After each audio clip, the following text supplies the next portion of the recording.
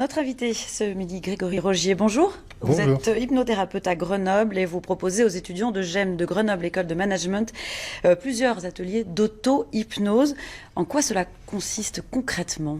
Eh bien, comme son nom l'indique, du coup, auto-hypnose, il s'agit de s'auto-hypnotiser.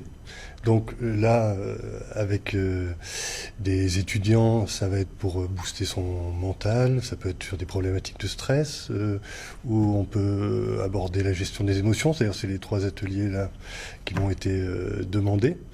Après, en auto-hypnose, Alors comment ils font ces étudiants ? Parce Oui. que c'est pas évident, ce sont des étudiants qui n'ont pas forcément l'habitude de l'hypnose. Est-ce que vous allez leur apprendre des trucs ? Comment on fait pour s'auto-hypnotiser ? Alors, c'est des techniques d'auto-hypnose qui servent à décaler, on va dire, l'état de conscience jusqu'à atteindre cet état qu'on dit d'hypnose, qui sera pas tout à fait le même état que quand on est accompagné par un praticien, parce que c'est un état qui va être moins profond, puisque on doit rester suffisamment mettre la partie consciente, on va dire, de la personne doit rester suffisamment présente pour gérer toute la séance. En gros, on se dédouble, on est à la fois le praticien et le sujet quand on fait de l'auto-hypnose. Donc c'est quoi ? Il faut écouter les bruits extérieurs, se concentrer sur certaines choses, quand vous leur des donnez des trucs, c'est quoi les petites... Les techniques, ça peut être effectivement jouer avec les sens, avec ce qu'on entend, avec ce qu'on voit, jusqu'à décaler effectivement l'état de conscience.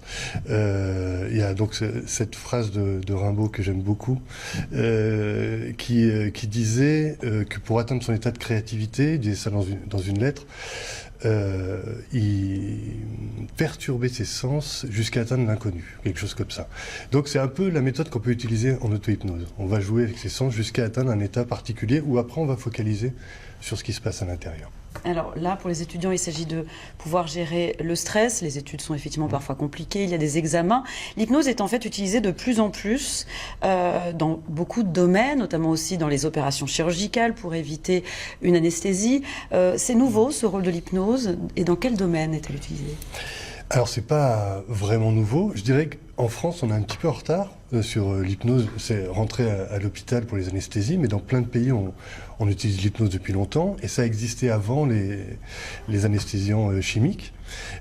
Donc voilà, c'est plus un retour de l'hypnose dans le médical, et ça évite effectivement d'utiliser des produits. C'est un état naturel, et là encore une fois, on utilise cet état d'hypnose qui est un état dissociatif. Quand on est dissocié, on n'est pas tout à fait dans son corps, et donc on va, pour une anesthésie par exemple, on va être dans un endroit agréable. La personne sait qu'elle est au bloc opératoire, mais elle sait qu'en même temps, elle imagine qu'elle est ailleurs. Les gens le disent souvent après une séance d'hypnose, j'étais là et j'étais pas là en même temps. Et donc, ils vont être plus dans les sensations du corps imaginaire qui est dans une plage. En général, on va prendre un truc qui est à l'opposé du bloc opératoire. Donc, ça peut être une plage à l'autre bout de la Terre.